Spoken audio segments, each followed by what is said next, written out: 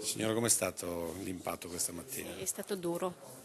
Pensava che voleva sì che la mia figlia abbia giustizia, perché io come la mamma io devo combattere. E allora voglio che la mia figlia abbia giustizia.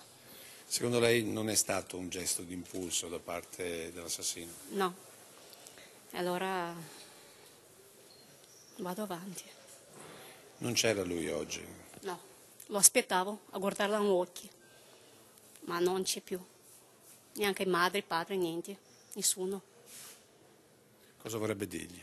Voglio dirle, intanto assassino di mia figlia, voglio guardarla negli occhi per parlare con lui. Quello che mi ha detto lui, che la mia figlia è in giro con un altro ragazzo. Invece lui,